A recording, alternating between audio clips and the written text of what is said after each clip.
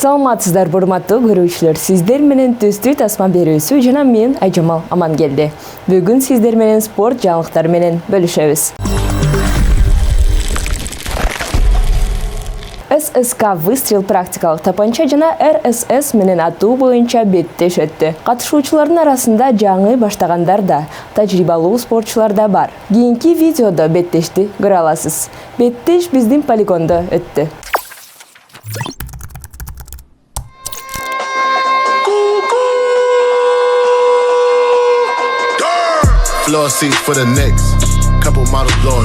Биз тапанча атуу боюнча мелдешке бардык.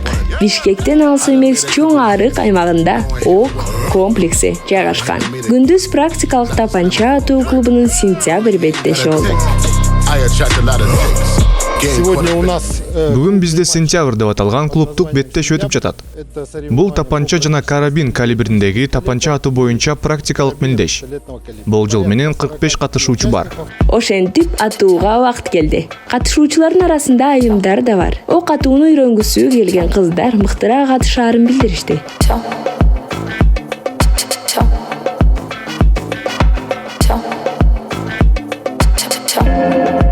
Практика көрсөткөндө үйрөтүүдөн жана машыгуудан кийин кыздар балдарга караганда бутага көп чабат. Эмне үчүн?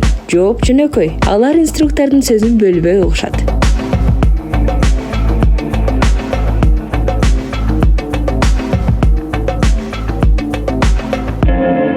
Жакшы атуучу кандай сапаттарга ээ болуш керек? Тактык жана ылдамдык, ырааттуулук жана тартип. Атуу спорт түрү байыркы прикладдык спорттун бири болуп эсептелет. Ал жаа менен кайчылаш алыскы күндөрдө пайда болгон. 14-кылымдын ортосунда жаа атуучу куралга айланып, андан кийин ок атуу активдүү өнүгө баштаган. 1449-жылы Францияда биринчи ок атуучу коомдор пайда боло баштаган. Кийин алар Англияда жана АКШда пайда болгон. 1896-жылы мылтык жана тапанча атуу боюнча мелдештер биринчи Олимп оюндарынын программасына кирген. Ал эми кийинки жылдан баштап ок атуу боюнча дүйнөлүк чемпионаттар үзгүлтүксүз өткөрүлө баштады. Катышуучулардын арасында спорттук ок атууга абдан кызыккан ишкыбоздар, ошондой эле армияда куралга ашык болуп, ондогон жылдар бою ок атуучу жайга келгендер да болгон. Биринчи жолу 18 жашымда армиядан ок чыгаргам. Азыр 52 жаштамын.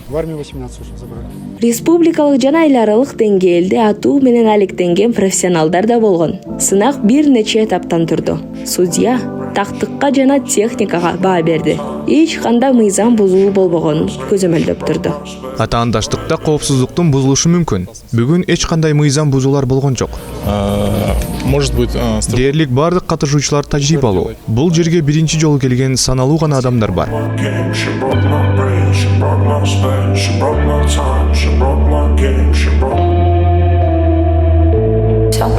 Бул жер 5 жылдан бери иштеп келе жатат. Около 5 лет. Бирок бир жыл мурун бул жерге кыйла чоң инвестициялар салынган. Бүгүн биз эл аралык класстагы ок атуучу полигон курдук. Анда каалаган адам атуу чеберчилигин өркүндөтө алат. Любой желающий может оттачивать свои навыки в стрельбе. Бул спортчуларга жана ышкыбоздорго жана албетте мергенчилерге ыңгайлуу. Өзгөчө мергенчилер үчүн абдан сонун. Алар тоого чыгыш керек. Аңчылык да мыйзамсыз. Находится браконьерничать на каких-то животных, поэтому Greenpeace должен быть нам благодарен за это. 25-тен 730 метрге чейинки ар кандай аралыктар бар. Максаттуу жабдуулардын ар кандай түрлөрү бар. Ошондуктан менин оюмча бул жерге келгендердин баары унутулгус ырахатка, чоң көлөмдөгү адреналинге ээ болушат жана жакшы маанай менен кетишет. Удовольствие, огромное количество адреналина.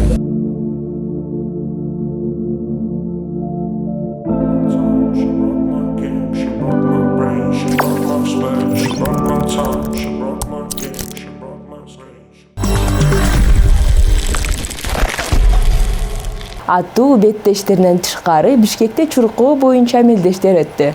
Run the Silk Road бул жыл сайын өтүүчү марафон. 3, 10 жана 21 аралыктар бар. Көптөгөн эмоциялар, жакшы маанай, ден соолук, чуркоо жана позитивдүү энергия кийинки видеодо.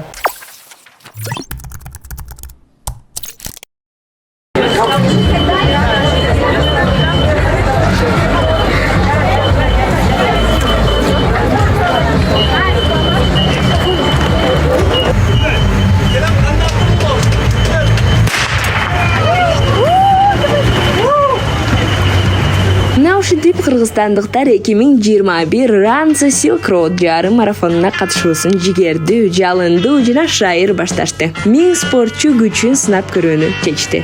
Жарым марафон дээрлик 22 чакырымды чуркоо үчүн А спортчу батынды. Бул жарыш өзгөчө даярдыкты талап кылат.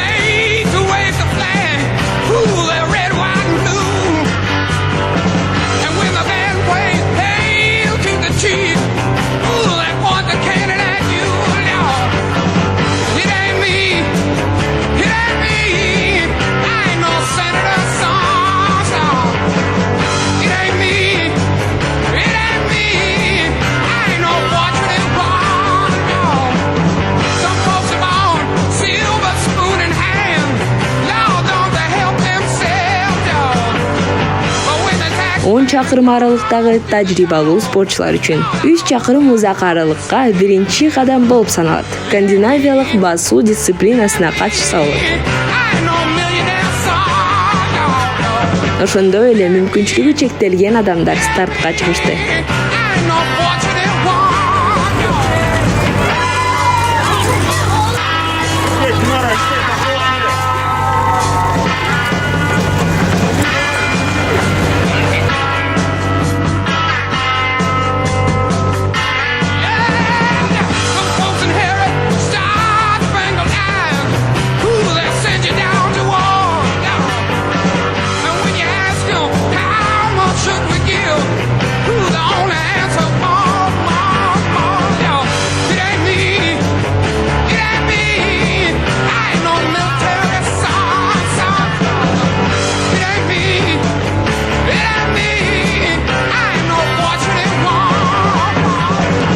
Биринчи чуркап келүү же эң башкысы финишке жетүү.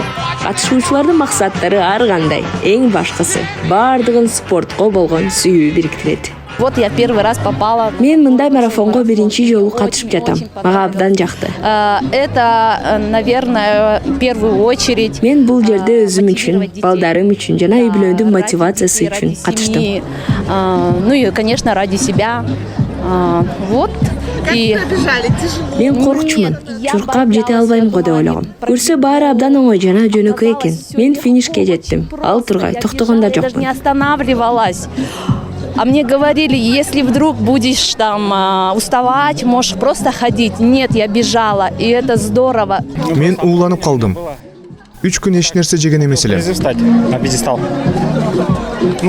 Бирок марафондон калгым келген жок. Биз кыш мезгилинен бери сезонго даярданганбыз. Кийинки марафонго мен өзүмдү жакшыраак сезип, жакшы жыйынтык көрсөтүүгө аракет кылам. Өз учурунда Владимир Кус 23 жашында баштап дүйнөлүк рекордко жетишип, Олимпиаданын 2 жолку чемпиону болгон. Будет профукать старт. К следующему старту немного остановимся.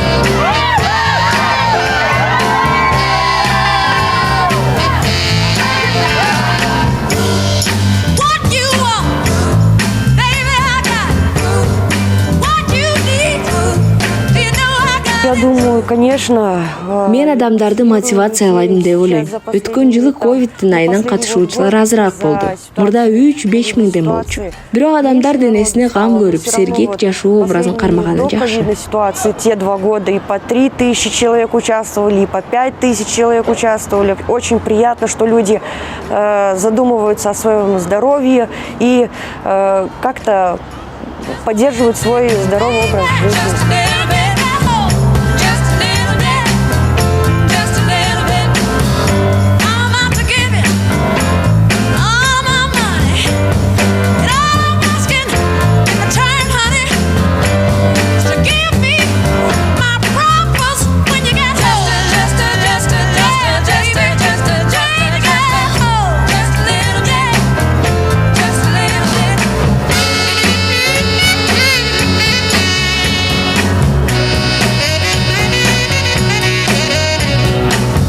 Биринчиликте бардык спортчуларга ардак медали тартууланат. Эң ылдамдары акча байгеси менен сыйланышат.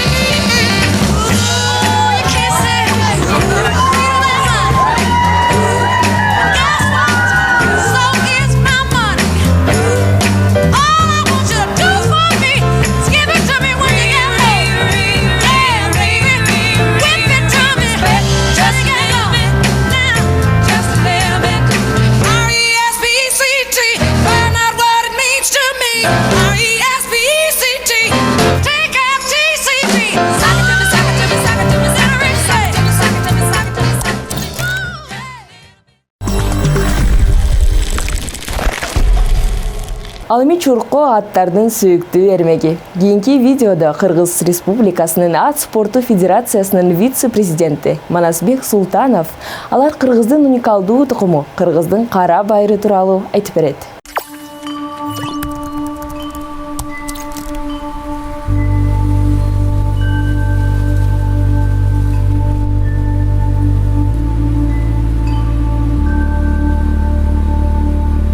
Это лошадь вот Эски тукумдагы жылкы кыргыз кара байыр деп аталат. карабайыр. Бул аскердик тукум 2500 жылдан бери бар. Мурда кыргыздар аны өткөл мезгилде колдонушкан. Для больших переходов.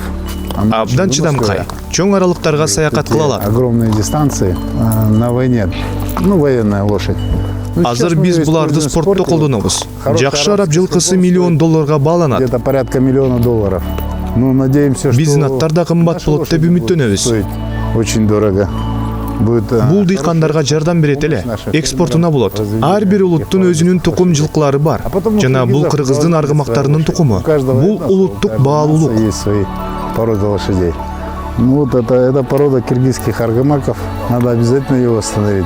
Она нужна нам, киргизам. Это же национальная ценность. Мен бала кезимден бери ат минем. Верховой ездой. Ал эми кара байырлар менен 10-12 жыл мурун алектене баштадык. Заниматься, лет 10, наверное, 12 назад. Это такая... Бул атактуу тукум. Арабтар бул жылкыларды Ферганадан алып, араб тукумун өстүрүшкөн дешет. Забирали этих лошадей с Ферганы и вывели вот эту знаменитую арабскую лошадь, арабского скакуна. Биз бул атты багып, племенную книгу вести. жылкы китебин сактап, бул аттарды калыбына келтиребиз. Полностью восстановлением этой породы лошадей. У нас есть Бизде опыт, тажрыйба бар. Тайган ит тукумун калыбына келтирдик. Породу собак, тайганов, потом занимались... Ошондой эле апалуза чааратын калыбына келтирдик. Такие лошади есть пятнистые. А вот это наш новый проект. Кара байыр бул биздин кыргыз долбоорубуз. Жаныбарлар боорукер жана мээримдүү, жакшы ат тукуму. Лошадь, вообще животное это классно. Как говорят, они такие добрые, ласковые, нехитрые, не злые. Хорошая порода лошадей. Что еще добавить?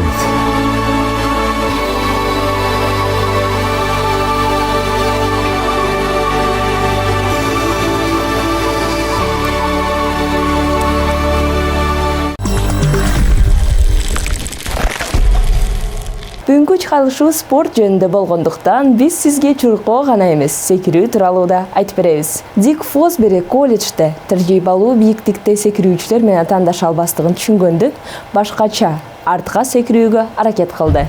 Фосбери өзүнүн рекордун заматта жакшыртып, Олимпиаданын алтынына жетүү жолунда дүйнөнү жаңы техникасы менен таң калтырды.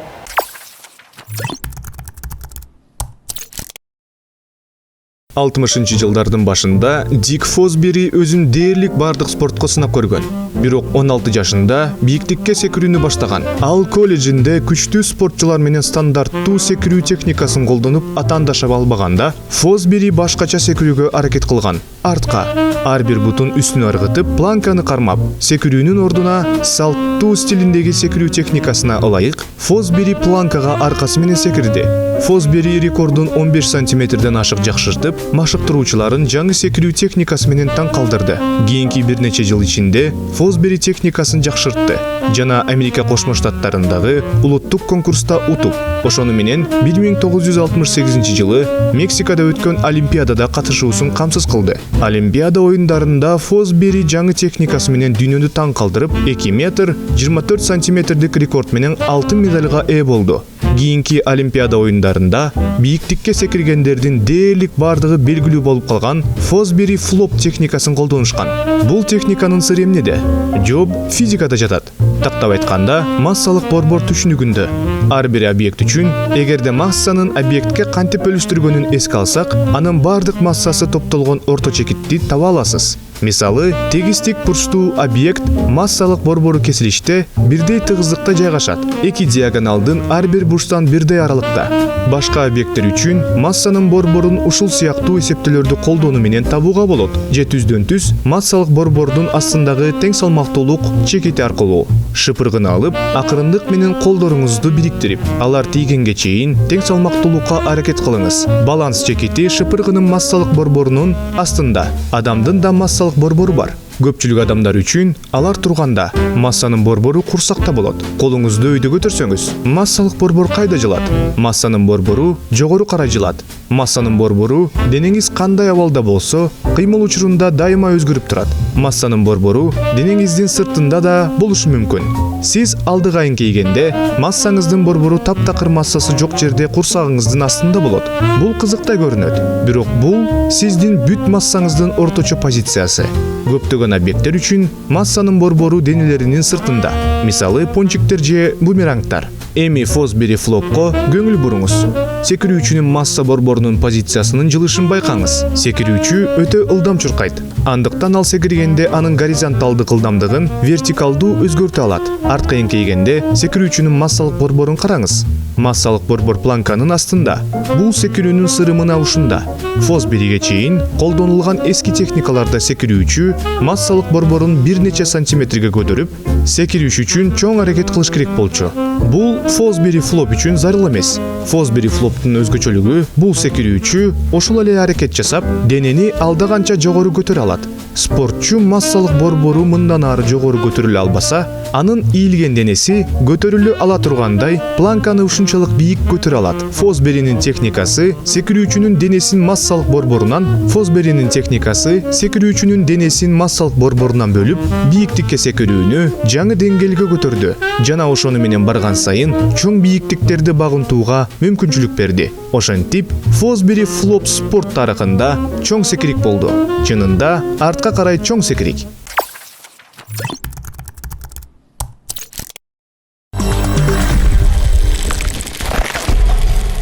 Ал эми чыгарылышыбыздын аягында сиздерди жаркын энергия менен кубаттай турган позитивдүү ырды назарыңыздарга сунуштайбыз.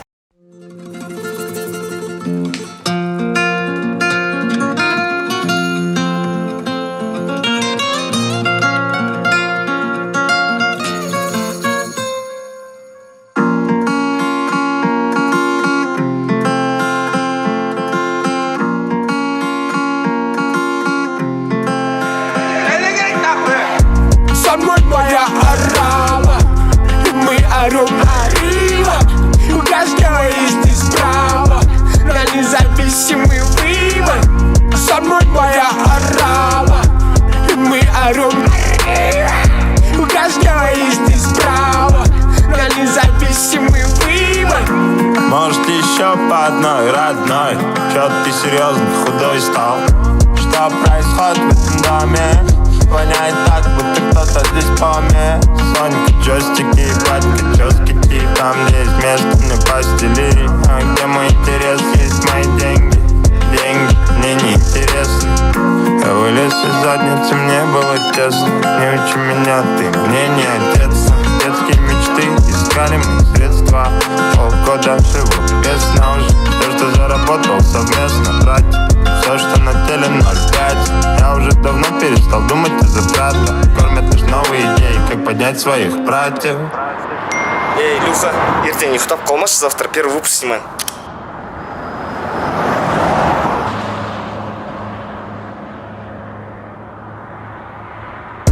Со мной моя орава, и мы орем arriba. У каждого есть здесь право на независимый выбор. Со мной моя орава, и мы орем arriba. У каждого есть здесь право на независимый выбор. Чё там мистерду, не кларду, кім бірінші жарарду, неважно. Это музон для салона.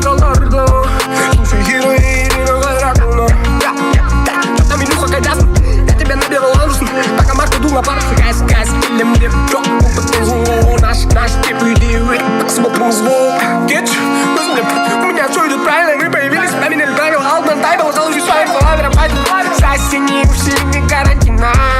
Но вот такая картина, ровные родные братцы. Как гробы даун матч. Заряженные, не докупаться. Все мои ровные родные братцы. Со мной моя орава, и мы орем арива. У каждого есть здесь право на независимый выбор. Со мной моя орава, и мы орем арива. У каждого есть здесь право на независимый выбор. Көзінің беген бірақ бүгінге жоспарлар бар ма жоқ па бар ма не хабар брат. Кем батар ма карма, толтырма карман. Өзіндік немесе қарма, қасында бәле немесе жарма. Күн қысқа, түн ұзақ, бір жолда мың тұзақ. Бір шешім мың сұрақ, жан жақ мың құлақ. Шақ жаңға кеш таңба, бастадың ба бастаңба таңда. Унесол, чтоб не унесло, держи весло. Бізде сол қол тыртық, қалта жыртық. Уай мың қырық, бірақ сені масып тасып тұр. Құдайға мыңда бір шүкір, мыңда бір шүкір. Со мной моя орава, и мы орем арива. У каждого есть здесь право на независимый выбор.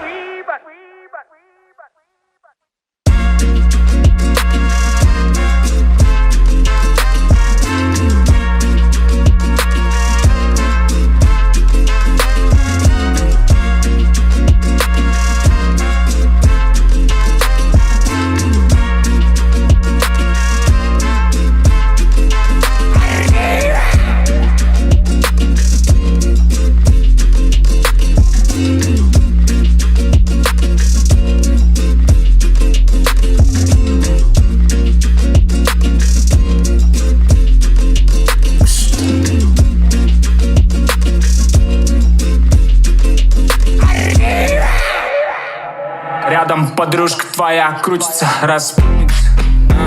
Лови воздушный пыль, желание твое сбудется. Топай давай.